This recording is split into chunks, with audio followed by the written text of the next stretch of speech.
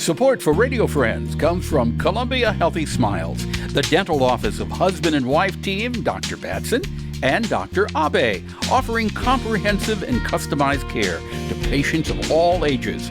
Learn more by calling 573-721-9039 or online at www.columbiahealthysmiles.com.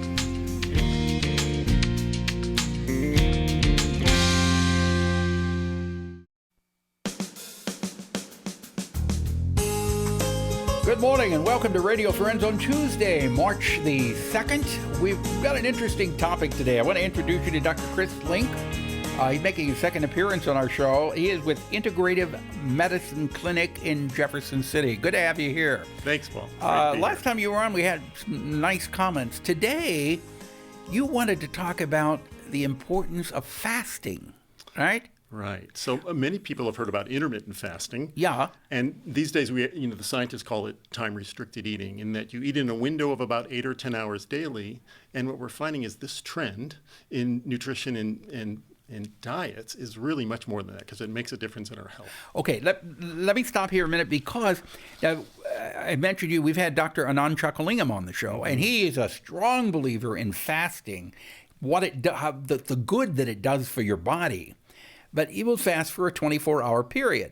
What you're telling me is that you can also do fasting by simply compressing the hours that you're eating. You don't have to go a full 24 hours, and you're going to have the same benefits? You'll have lots of benefits. Okay. But it's a little bit of a smaller bite. You know, if you're not going to eat for 24 hours, you're going to have to put a lot of effort in that. Some people can do that quite easily. But most people can do intermittent fasting. We also call that time-restricted eating fairly easily. What you do there is you push off your breakfast by a couple of hours, and you bring back your snack and dinner a little bit earlier. So you might eat 9 or 10 in the morning and be done by 6 or 7. Most people, adults, don't find that they're all that hungry in the morning. It's okay to get up and have your coffee and drink your water and take your vitamins and those kind of things. But you push your real meal off for a couple of hours, maybe go for a walk first, get some exercise. And when you do that, you improve your health in lots of different ways. So, okay, I like to eat early in the morning. Yeah. I get up around 4:30, 5 o'clock. Yeah. All right. So if I put off breakfast until, say, 7 or 7:30, when would I have to have my dinner meal to be able to have that fasting in there? In that 5 to 6 range, Paul. And the neat thing about this is if you do it 5 days weekly, I put 4 fingers up, but 5 days weekly, you get sufficient benefits. So you don't even have to do it every day. So a lot of my folks that, may want to do this during the week, but they want to get up and have breakfast with their kids or something like that on the weekend, they enjoy it. So if you do it 5 days a week, you eat in a window of about 8 to 10 hours, you have these benefits, and the benefits include many things. So it turns out that your energy goes up, turns out that inflammation goes down, blood glucose goes down, and cholesterol goes down, lots of things. And the other thing that people find is they can manage their weight a little bit easier and probably even lose a few pounds. So if you eat in an 8 to 10 hour period, not outside of that 8 to 10 hours, the benefits to your body are going to be improved. Amazing. More resilience. Okay. So what is it doing to the body that it's making it better? Well, it's a little bit of a stress to the system. So it makes your body, instead of burning the glycogen or sugar that comes from starches and our fruits and things like that, it tells the body to reach into the fat stores and burn those. So you flip your metabolism from a kind of a glucose sugar burning metabolism to a fat metabolism. And that metabolic switch causes all of this improvements in our health. If you're eating between an 8 and 10 hour block, Yeah. and then not the rest of the time, Right. is that as important as what you eat? Oh, I'm so glad you brought that up. The these days we're thinking that it's probably about the same. That's just as important as what you eat is when you eat. Now, we want you to eat great. We want you to eat a colorful, nutrient-dense diet with vegetables and berries and nuts and meats and fish and eggs and dairy. Not so much of the processed food. So that's what you eat. And over here, when you eat, if you combine the two of those, is when you really can optimize your health and your metabolism and your resilience.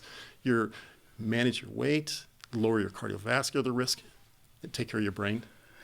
How long is it going to take to realize the difference? Most people, when they start intermittent fasting, it's a little bit like starting a jogging program. You don't go out and run 3 miles. So if you typically are eating at 5 in the morning, you may push it back to 6. And after a week or two, push it back to 7. Bring your dinner back a little bit. And when you do that, by the way, you sleep better when you are not eating 3 hours before bed. So within a couple of weeks, what happens is you get really good at having this balanced metabolism that you can either burn glycogen and sugar and starch, or you can very readily burn your body's store energy, which is body fat. That's what the human body has the fat for, to have it for energy. It's an energy store, so you can reach it. So that turns out that your energy stays level. So in the morning, actually, people are often, they're very energized. See, I have my first meal every day about 12:30. 12:30 in the afternoon? Mm-hmm. And I You get don't up, eat breakfast? I have a big cup of coffee, and then I head off to the clinic, see patients all morning. I have great energy. I love it. Have a great lunch, and I eat a real meal. You know, I'm going to have some meat and vegetables, probably some berries, maybe a little snack after But that. I thought breakfast was the most important meal of the day. Well, that's probably a fallacy and a myth that was promoted by maybe some of these big cereal companies way back in the 1930s and 40s when they had this product to sell us, and they said that breakfast was the most important meal. But the data tells us that's not true, that it's really about eating nutritious foods in a healthy window. Now, some people, it's really okay if you want to eat early, just bring the dinner back. So I have some folks that want to eat early, and they're done by 3 or 4 or 5. And they also go to bed early, too, because they're up so early. Yeah, I do go to bed early. Yeah. But the other thing we wanted to touch on, and we've got a couple of minutes left here, is vitamins.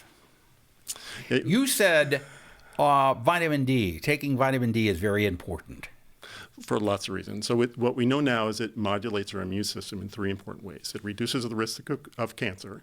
It improves our ability to fight viruses and colds, less respiratory illness in people who take vitamin D through the winter. And lastly, very, very important study was just published on lowering autoimmune diseases. Those are things like psoriasis, multiple sclerosis, Crohn's disease, rheumatoid arthritis. And if you take vitamin D on a daily basis, 2,000 international units, you can decrease the risk of an autoimmune disease by 30%. Can you take too much vitamin D? Can you have too much vitamin D? You can, but not if you're taking 2,000 IU. The Institute of Medicine said if you take less than 4,000 daily, you're not going to get into any trouble as an adult. And so 2,000 is more than the RDA, but it was what was needed and what was studied at Harvard to lower autoimmune disease. And about 10% of our population has autoimmune diseases, and they're going up, Paul, over the last couple of decades. So we can bring that down. And human beings used to be outside a lot, but you and I don't know if you get a chance very much in the afternoon, but I'm in the office all day, so I don't get a lot of sunshine. I do. I get a lot of sunshine. But you said even if you're outside all the time in the wintertime from September through March, in Missouri, you can't get enough sunshine? Even if you're on your roof in your bathing suit at midday, you're not going to make enough vitamin D in January. Okay, all right. If you want any more information on this, you can contact the doctor at Integrative Medicine Clinic in Jefferson City, and your website is DRCH. It's drchrislink.com. Thanks. That's simple. Thank you so much for coming by. My great pleasure, Paul. Please come back again, will you? I'd be glad All right. to. Thank you. If there's something you would like to hear or see, I'd love to hear from you. All you have to do is drop me an email, pepperp@missouri.edu. When you're out and about, please continue to wear that mask for a while, okay? Bye-bye.